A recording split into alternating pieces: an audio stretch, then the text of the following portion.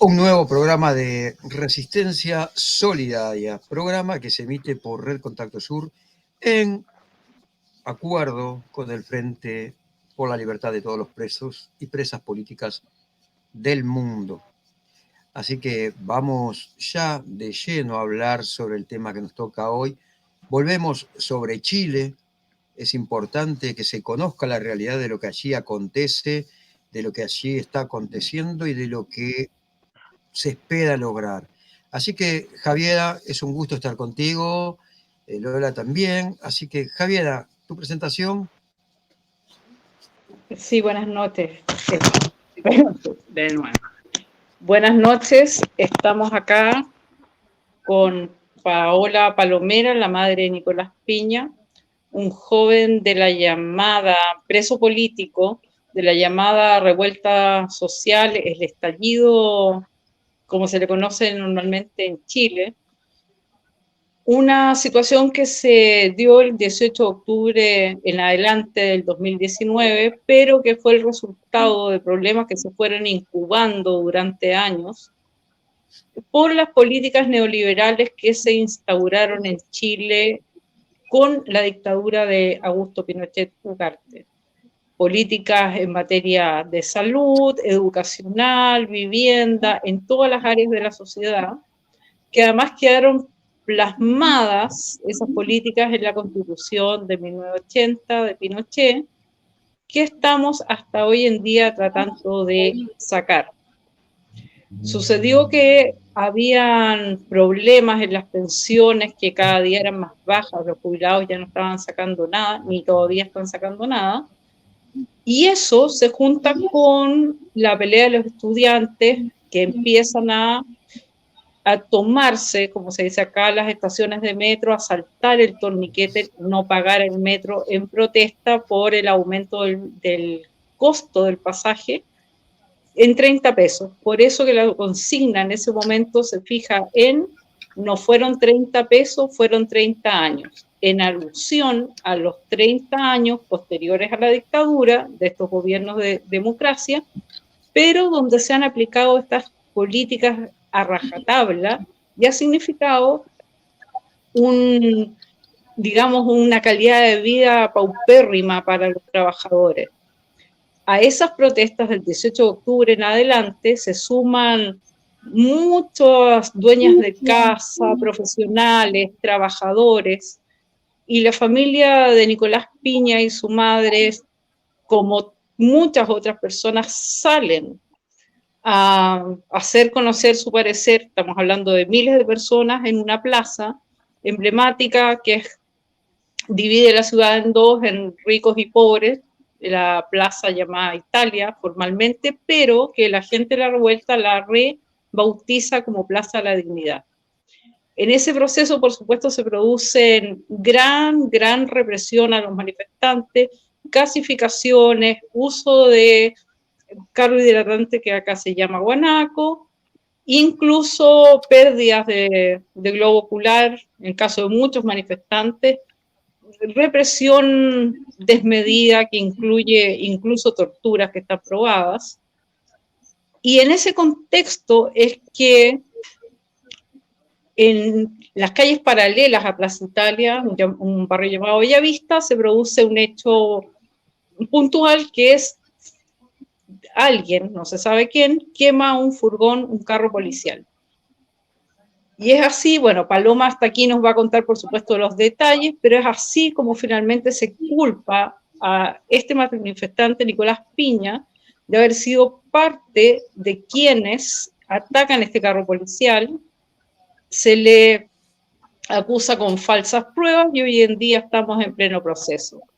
Así que, por supuesto, partir preguntándote cómo se dan puntualmente los acontecimientos. Pau, cuéntanos qué sucedió exactamente. Buenas noches, gracias por la invitación.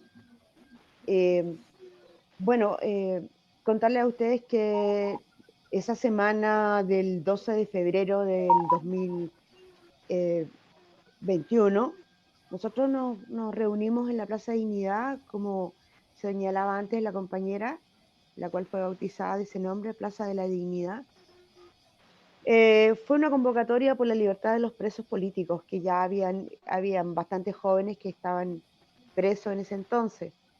Entonces fuimos a un llamado a esa convocatoria, pero esa semana fue una semana bastante álgida, porque hubieron 3 muertes de 3 personas en tres distintos lugares de Chile, que fue en el norte de Chile, un ciudadano boliviano que falleció y Carabineros en ese entonces lo llevó a un servicio de urgencia y lo llevaron muerto, nunca dieron una explicación cómo este hombre había fallecido.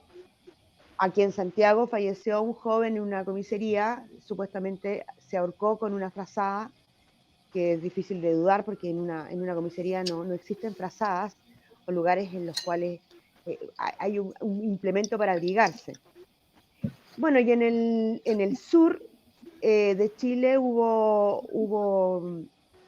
la muerte de Francisco, un malabarista, muerto, fallecido en la calle y a manos de un carabinero que lo mató pensando de que el joven lo iba a atacar y estaba haciendo malabarismo él con unos sables. Bueno, explicado esto, ¿por qué digo álgido? Porque así fue el llamado, o sea, había mucha rabia, mucha contención, mucha molestia de todo lo que ya habíamos vivido.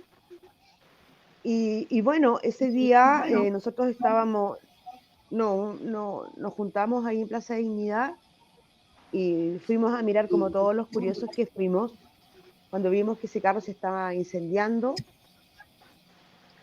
y andábamos en familia, mi hijo, su novia, la chica con la que estaba de novio, una prima, una sobrina, y después se integró un joven amigo de mi sobrina, que nos encontramos ahí. Bueno, ya retirándonos de todo lo que habíamos visto, quemarse ese carro, decidimos retirarnos a la casa. Bueno, ese día también, tengo que decirlo, Carabineros gaseó, mojó y actuó de una forma no muy natural, porque ellos venían desde Providencia hasta Plaza Dignidad, mojaban, gaseaban y se iban. Entonces era muy extraño, andaba el helicóptero muy bajito. Y bueno, como dije antes, nosotros fuimos a mirar, vimos ese carro, cómo se incendiaba, fue impactante también, había mucha gente, mucha gente, y lleno de gases, así que nos retiramos nosotros. Y bueno, Nicolás sintió la necesidad de ir a orinar, nos acercamos ahí a un parque que hay, y Nicolás sintió que su pantalón de buzo estaba mojado porque no había mojado, y él se sacó ese pantalón. Y bueno, las otras niñas con las que andábamos, que es mi familia, fueron a comprar cigarrillos y nos dividimos y nosotros nos fuimos caminando hacia el auto donde estaba, en las inmediaciones estaba estacionado. Cuando nos íbamos caminando hasta el punto que nos quedamos de encontrar, aparecen 2 carabineros de civiles que tomaron a Nicolás del cuello, le prohibieron el paso, lo tiraron contra unas rejas y luego se acercaron un montón de hombres encapuchados pero a rostro descubierto, sindicándolo a Nicolás de que era un Paco infiltrado, que ahí lo habían cazado. Luego esos encapuchados lo hicieron de Paco infiltrado a Nicolás. No sabíamos qué estaba pasando. Nicolás dice: yo soy Paco, yo soy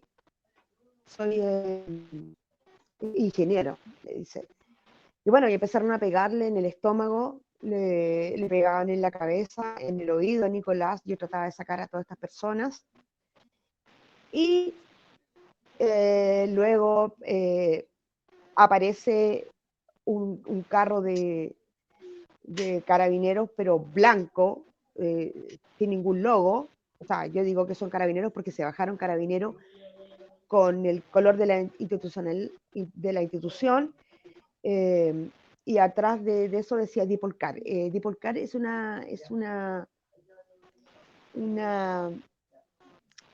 carabineros, pero es parte de la inteligencia de Chile. Bueno, dentro de este grupo que le pegaban a Nicolás, había una persona que estaba con una bolsa en el cuerpo, ¿ya? Él estaba con antiparra y con una máscara antigases. Bueno, yo lo logro ver y eran las 9 de la noche cuando detuvieron a Nicolás y me pareció extraño que hubiera alguien con una bolsa en el cuerpo y dije, entre mí yo dije, ¿qué hace este hombre con una bolsa en el cuerpo? Una bolsa de basura. Bueno, estas personas, este grupo de encapuchados se dividió en dos y de extremo a extremo le gritaban que lo habían pillado y que era un Paco infiltrado. Esto lo hicieron pasar como que verdaderamente mi hijo era un Paco infiltrado, ¿no? Era para poder cazarlo y llevárselo. Bueno, después ya lo llevaron a la comisaría La 33, una comisaría que está en la comuna de Ñuñoa, y quedó como la denominada comisaría de los montajes. Muchos de los chicos que fueron de igual forma cazados y llevados a esa comisaría, los culpaban de lanzamiento, de incendio y de todas esas cosas que los cabros han tenido que pasar. Bueno, y ahí empezó el proceso de acusatorio de Nicolás, que lo acusaron de homicidio frustrado, lanzamiento de bombas Molotov, lo acusaron de hurto simple, que él se había robado de ese carro un escudo de carabineros. Y bueno, después la formalización fue alrededor de 60 días. El Ministerio Público lo aplazó mucho más para reformalizarlo y al reformalizarlo le dieron otro cargo que fue el cargo de incendio. A toda esta acusación se sumó el Consejo de Defensa del Estado, más el Ministerio del Interior y la familia del carabinero del cual Nicolás está siendo acusado, ¿no? Por homicidio frustrado. Bueno, y ahí empezó el proceso de la prisión preventiva, que duró durante 13 meses y 6 días. Nicolás logró salir de la prisión preventiva, afortunadamente, con una muy buena defensa, pero argumentando sobre todo, basándose fundamentalmente en el derecho internacional. Nicolás, como dije, logró salir de esta prisión, pero con una caución, es una garantía en cuanto a dinero. Primero le pidieron 40 millones de pesos para llevarlo a otra moneda, son $50.000 que le pidieron a él. $50.000 es mucho dinero aquí en Chile y en cualquier otra parte. Luego se la bajaron a $25.000, que viene siendo 20 millones chilenos, pero lo convirtieron en una propiedad. O sea, tuvimos que empeñar la casa de mi madre, porque tenía que ser de un pariente más cercano, porque en caso de fuga eso doldría, iba a doler, ¿cierto? Porque el pariente más cercano perdería la casa. Y bueno, quedó la casa en prenda y Nicolás se mantuvo todo este tiempo del 2022, del 18 de marzo del 2022, con una firma semanal, arraigo nacional, hasta el 25 de septiembre, que comenzó el juicio, que duró 2 semanas. Y este juicio teníamos 33 personas como testigos en contra. Dentro de estos fueron carabineros de la institución, carabineros que estuvieron dentro de ese carro, más peritos y los denominados intramarcha, que son agentes encubiertos. Y bueno, explícanos ahí, por se dio favor, el juicio. detengamos el tema de la intramarcha. Un paréntesis. porque como, digamos, tú dices que en un primer momento hay una estrategia para poder tomar a Nicolás preso en la calle, donde es rodeado por sujetos vestidos de negro que se hacen pasar por manifestantes. Estos sujetos después se descubre si es que son también intramarcha, o sea, son carabineros de civil que hacen labores de inteligencia y además son parte del grupo cazadores de carabineros. Ahora, lo curioso para mí es que carabineros y toda la policía del mundo hace trabajo de inteligencia, eso es lo normal en un ministerio del Interior. Pero aquí serían arte y parte, porque estarían haciendo digamos, la acción de hacerse pasar por manifestantes, pero ellos no están sobrepasando sus funciones en algún momento al hacer esto. Claro, porque, a ver, hay que tenerlo sumamente claro que los tribunales tienen que darles, digámoslo en palabras simples, es un permiso, o sea, acá hay o el Orden de impedimento para que ellos fiscalía. puedan grabar, por ejemplo. Exactamente, tú lo has dicho, una orden de fiscalía. Ellos se formaron en función a hacer una patrulla de cazadores que se denominó, y salían a marcar y a cazar muchachos, de los cuales los apresan, los marcan, se los llevan, los secuestran, porque es así, y los acusan. Muchos de ellos fueron torturados. El protocolo con el Nicolás, con mi hijo, cambió porque ya ellos en otras ocasiones los habían golpeado a los chicos, y muchos de ellos hay querellas pendientes en contra de carabineros de civil. Hay dos casos, ¿no?, que tú Esas misma querellas, mencionas en una entrevista de jóvenes de la revuelta sí, apresados de apellido Ríos. sí, bueno, bueno, claro, Nicolás Río, por ejemplo, fue torturado en la comisaría. Entonces, cuando tú llegas a la comisaría como mamá, ellos y te piden de una forma muy cándida, llorando sin saber lo que estaba pasando. Sin embargo, conmigo fue distinto porque yo ya tenía conocimiento de los intramarchas. Yo ya tenía conocimiento cómo habían secuestrado al Nicolás Ríos. Entonces, esto ya era de claro conocimiento, no solamente aquí en Santiago, en otras regiones también. Entonces, logro darme cuenta de toda esta situación, y cuando yo llego a la comisaría, este carabinero de civil me trata muy amable, muy afablemente, con una voz muy cándida, y diciéndome que Nicolás estaba siendo acusado de la quema de este carro. Pero él se sorprendió porque lo que yo les acabo de relatar a ustedes a grandes rasgos, yo se lo relaté a él.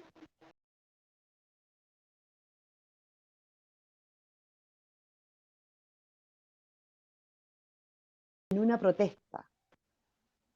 Entonces, bueno, yo le expliqué que en las calles yo estaba desde el 18 de octubre, sabía cómo ellos funcionaban, y les aseveré que ellos eran intramarchas.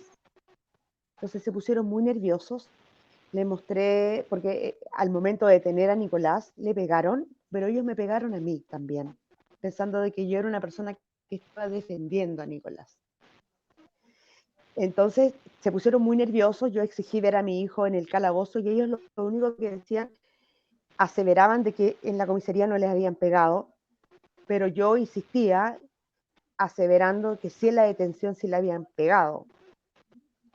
Entonces, y ahí, bueno, vi a Nicolás, yo le llevé ropa, porque me exigieron ropa, y bueno, ahí empezó el proceso de Nicolás, que fue un proceso largo, y empecé a investigar quiénes eran. Luego de ver tantos videos y tratar de investigar, me di cuenta que estas mismas personas que detuvieron a Nicolás eran los mismos que habían detenido a Nicolás Ríos y a muchos otros chicos que hay una periodista que hizo un libro, una investigación, quiénes eran los Intramarcha. Y bueno, y en estas detenciones de los chicos que salen en el, que por supuesto también está Nicolás, me fui dando cuenta de que eran los mismos que cómo actuaban. Muchos de los casos de los que están condenados y muchos chicos que fueron condenados son con nombres de intramarchas. Y bueno, y en este caso de Nicolás se puede ver, absolutamente. Ellos vulneran una garantía fundamental en cuanto a la detención que le hacen a Nicolás y cómo los indican de que él era la persona que quema.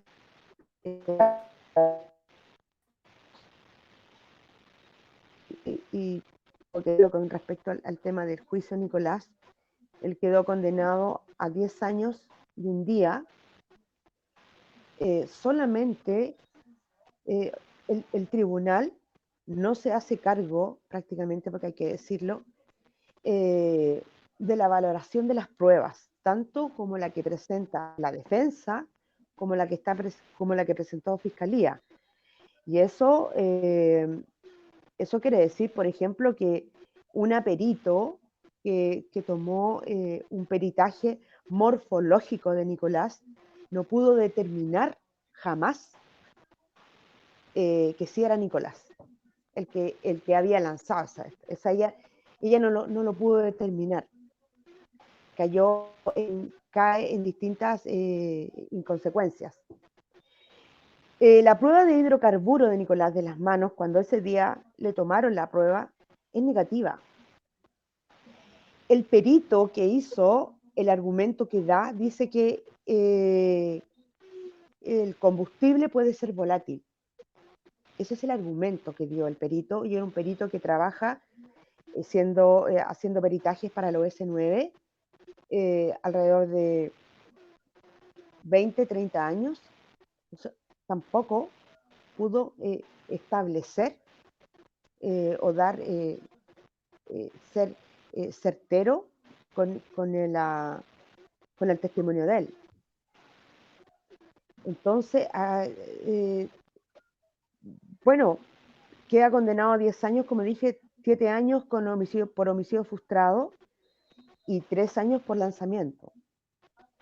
Los otros 2 cargos, que eran el hurto simple, se cae, como se dice, y por ende el incendio, pero no el homicidio frustrado.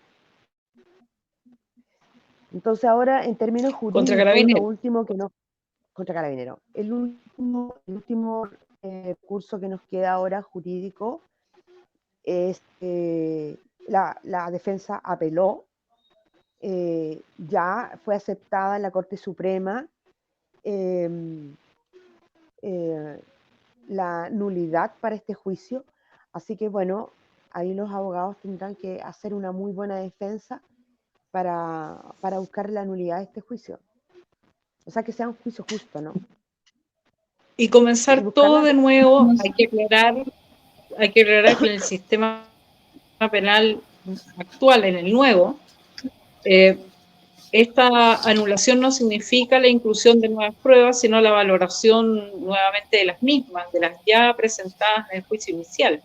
Por lo tanto, por un lado tenemos las pruebas de hidrocarburos, prueba morfológica, y te pregunto, en el caso de ustedes, ¿se incluyen testigos de parte de la defensa de Nicolás?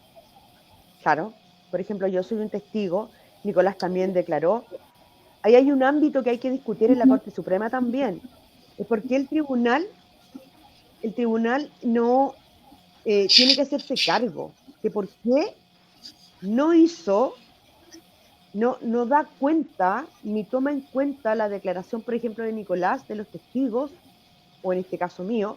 O sea, fundamentalmente yo soy su madre, ¿cierto? Pero a la vez yo fui testigo ocular frente a un hecho.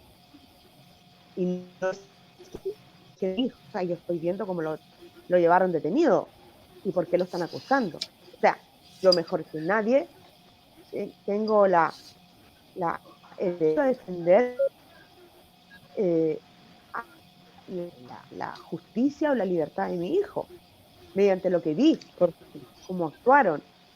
Entonces, el tribunal debe hacerse cargo de esto. ¿Y cuál es el criterio que utilizaron? Solamente condenándolo ya por los testimonios de Carabineros, o sea, en este caso Carabineros lo apresa, lo acusa, ¿cierto? Y lo condenan en función a lo que ellos dicen. Entonces, el tribunal tiene que hacerse cargo también en la Corte Suprema. Por eso en la Corte Suprema se discute el derecho, porque en los tribunales donde fue condenado Nicolás se discute el hecho y acá se discute el derecho. Entonces, O aquí sea, hay varios ámbitos que discutir. si se llegara a demostrar, por ejemplo, ilegalidad, estoy en un supuesto, si se considerara ilegal la forma en que fue detenido Nicolás, tal vez eso podría significar, aparte de las pruebas, por supuesto, que demuestran su inocencia, pero si se demostrara la ilegalidad, un problema de procedimiento, ¿podría llegar a lograrse la libertad?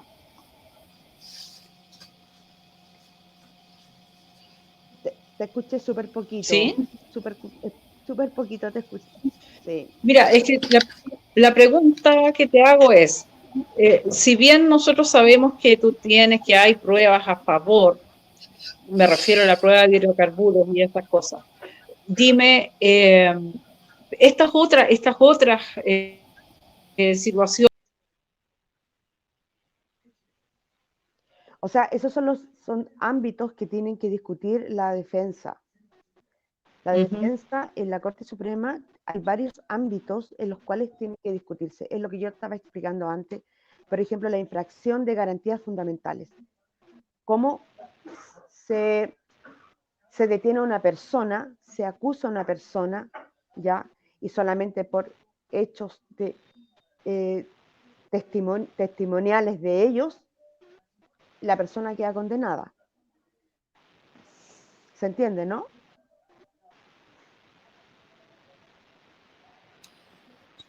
Hay otro ámbito también, la valoración de pruebas. No hay ninguna prueba que incrimine a Nicolás.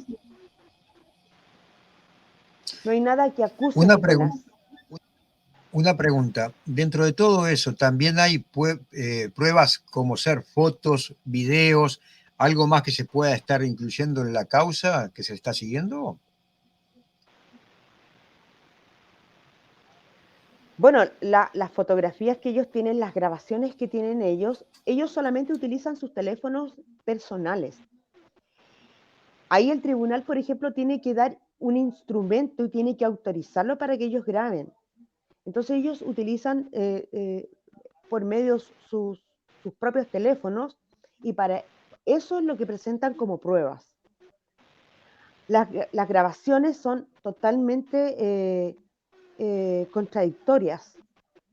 O sea, hay una grabación en la que sale Nicolás no cambiándose ropa, sino que tomándose una polera, la polera con la que él andaba trayendo, y de al frente lo están grabando una persona en un automóvil que lo está grabando y le está diciendo, mira, ahí está la persona de la polera roja. Pero Nicolás no andaba con una polera roja, sino es que andaba con una polera naranja. Y las grabaciones, ellos utilizan fotogramas, o sea, supuestamente cuando Nicolás se saca la bolsa la tira a un basurero y un intramarcha la toma y le saca una fotografía tomando la bolsa. Entonces la defensa le dice al intramarcha, ¿dónde estaba ese basurero? ¿En qué lugar? no pudo determinar dónde estaba el basurero y no es una prueba contundente para poder acusar a una persona, porque cualquier persona puede echar una bolsa de basura a un basurero y sacar una foto y mostrarla como evidencia. La persona que hace el lanzamiento en ese video tiene una antiparra transparente, que a Nicolás le ponen como prueba una antiparra negra, un encendedor. Nicolás no fuma. Le ponen una muslera que estaba lleno de piedras. Supuestamente Nicolás estaba encapuchado. Nunca encontraron la capucha, ni las antiparras, ni nada. Solamente es lo que ellos vieron y eso lo tomaron como prueba, nada más. Pero sí el testimonio de los intramachas sí quedó como establecido para poder condenar a Nicolás. Entonces, por eso nosotros como defensa y como familia sí pensamos que este es un juicio político viciado, va encima con querellas del Ministerio del Interior, que fue el más duro en sus argumentos. Se puede decir, por lo que estás, se puede deducir más o menos, ¿no? Y hablando claro y sencillo, como que hubo montaje de pruebas, por lo que tú estás diciendo, de acuerdo a que él estaba vestido de una forma, aparece de otra forma, estaba con gafas de un color, aparece con gafas de otro, o sea, todo como que en realidad esto es un tema netamente político para sacarlo de la calle, digamos, ¿no? Sacarlo del contacto con el pueblo. En esto, Exacto. ¿qué papel ha jugado los medios de comunicación en torno a llevar la voz de este hecho? Bueno, yo te podría decir que los medios independientes son los que más nos han ayudado a visibilizar, a organizarnos, a pretender mostrar la verdad. Pero los medios tradicionales, no, al contrario, han querido criminalizar todo lo que es la protesta, han querido criminalizar a todos estos muchachos que han caído presos.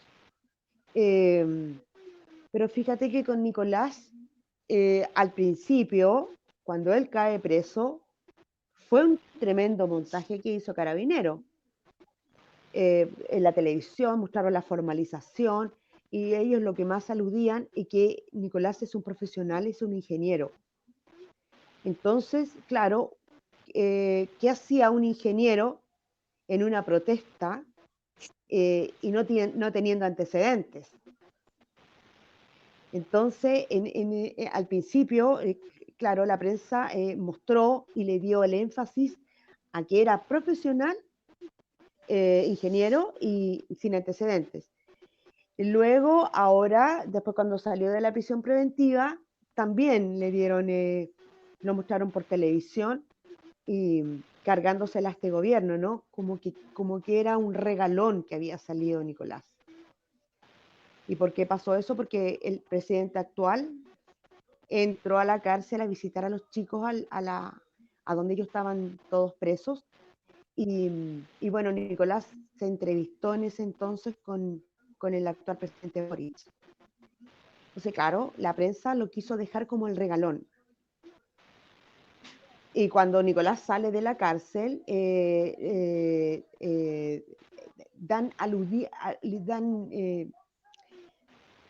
quisieron dejar establecido que, claro, como el presidente asume y tomó a los presos como campaña, ¿cierto?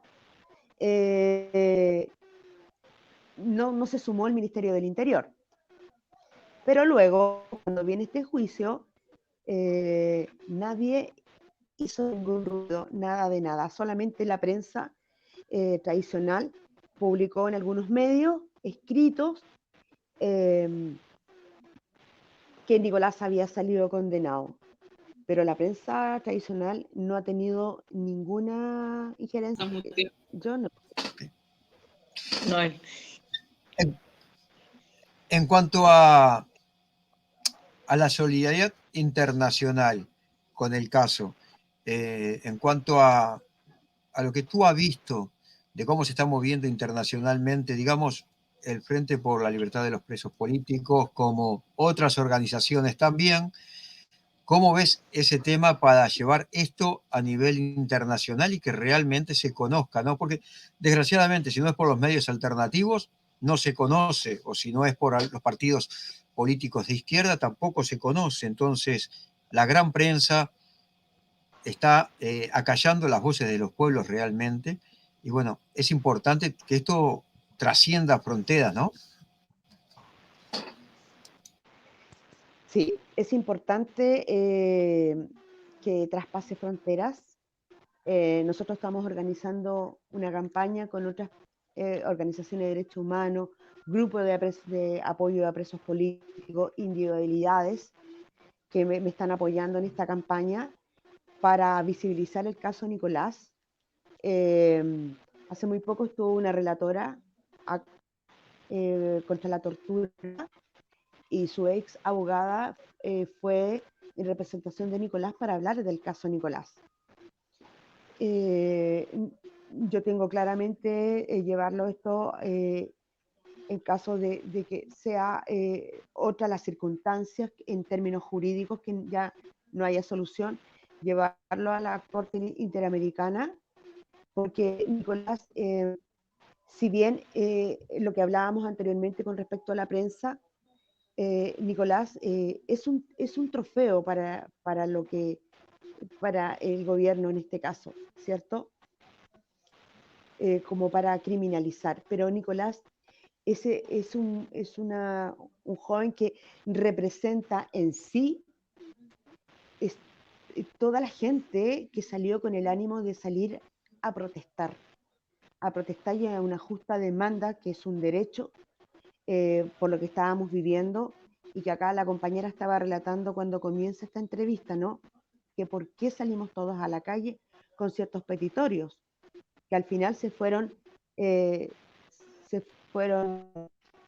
fumando, nos fuimos ya después gritando por la libertad de los presos, justicia para los muertos, que aún no hay justicia, y también para la gente que ha sido mutilada, que tampoco ha tenido justicia claramente.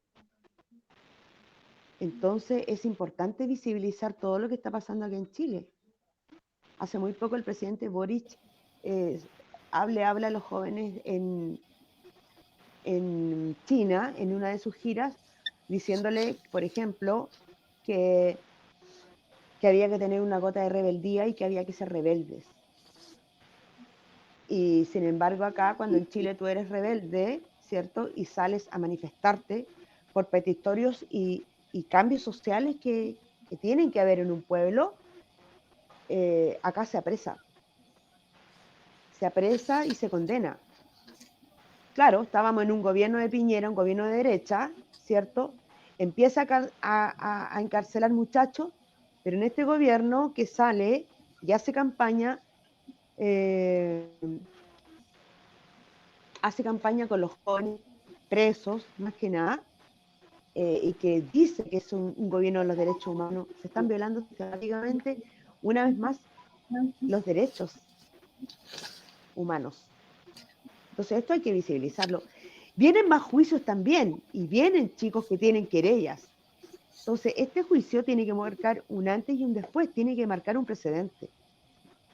Hay muchos chicos que están condenados y que fueron condenados por intramarcas. Entonces, la campaña aquí tiene que ser fuerte y contundente. Observando todo el panorama, ¿no?, latinoamericano, no es de extrañar lo que está aconteciendo en Chile con Boric, dado de que él ha dicho que en El Salvador hay un muy buen régimen penitenciario, o sea, de represión masiva contra el pueblo, tal cual está siendo electo democráticamente, pero actuando dictatorialmente el señor Bukele, y el presidente chileno salió a apoyarlo directamente en ese accionar, ¿no? Así es. A veces queda feo. Gente que entra por izquierda que se termina yendo totalmente hacia la derecha, como es vuestro presidente allí. Ahora, en este caso en especial y en los casos que están por venir, ¿la justicia en Chile es independiente o depende del poder político? Porque eso también es importante saberlo, ¿no?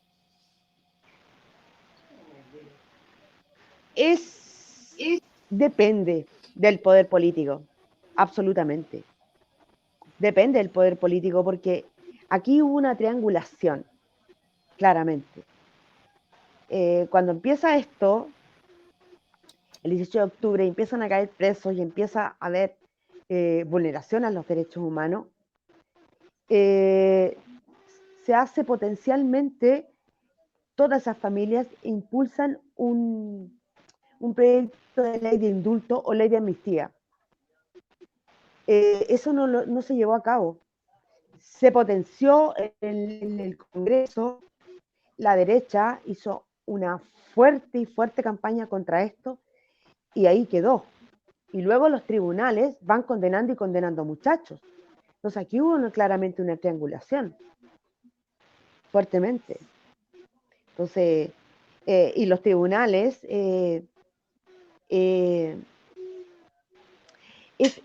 mira, cuando uno está en las audiencias de los jueces toman cierta opinión, por ejemplo, en cuanto a dar opiniones, por ejemplo, en una audiencia que me tocó estar de Nicolás, una de las jueces claramente dice, bueno, ustedes son abogados de derechos humanos, ¿cómo le podríamos llamar a estos presos? ¿Presos de la revuelta? ¿Presos políticos? ¿Qué es lo que son? Entonces, claro, el abogado en ese entonces de Nicolás le dice, con todo respeto, magistrado, usted no me puede venir a decir eso. Lo puede decir, tal vez no en la forma, pero sí en el modo que me lo está diciendo, porque está pasando a llevar mi título y a todos mis colegas por delante. Entonces, eran audiencias terribles y absolutamente condenatorias.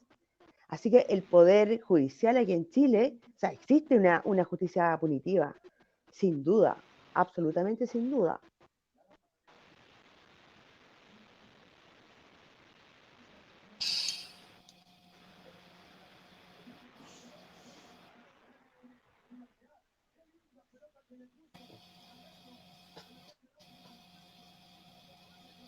Quedé pensando, ¿no? Sí, quedé pensando, no, me hice un minuto de reflexión para pensar nada más. A veces lo mal que está la justicia y a veces también las sociedades, ¿no? Porque ante tanta injusticia tendría que haber más movilización popular, más movilización en la calle para decir basta de esto.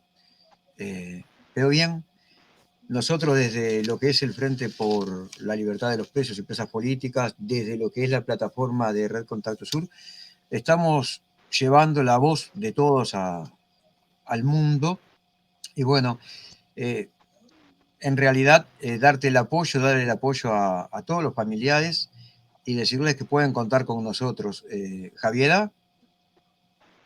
Sí, por supuesto, el objetivo de nosotros como Frente por la Libertad de los presos políticos del continente y del mundo es no ser neutral, sí estar difundiendo, pero al mismo tiempo dando el apoyo que nuestros compañeros necesitan, que además es el apoyo que necesita la gente que se moviliza por sus derechos.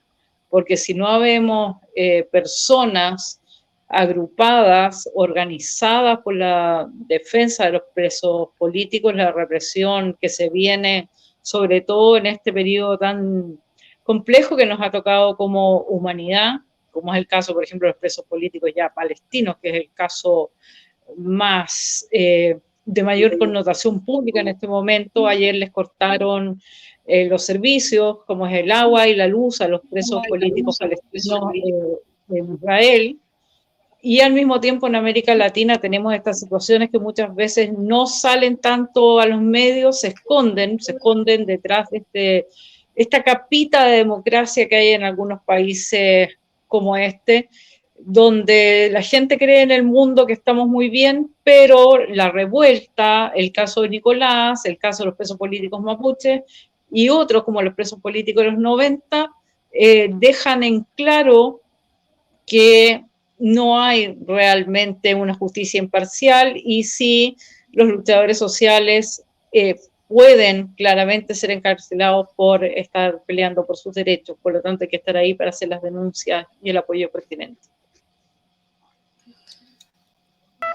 Exactamente. Te agradecemos por el día de hoy. Vamos a seguir en contacto porque esto hay que seguirlo hasta que salga el último preso político. Y bueno, también me permito mandar un saludo de fuerza y de esperanza a ustedes y también a lo que es ese heroico pueblo que está luchando contra el sionismo, que es Palestina, a la cual le han arrebatado sus tierras. Hay un genocidio contra el pueblo palestino, impulsado también por lo que es Estados Unidos y por lo que es la OTAN, quienes apoyan a Israel. Y llamamos a la colectividad internacional a movilizarse, a denunciar todos estos también, y a salir a manifestar el apoyo real al pueblo palestino. ¿Será?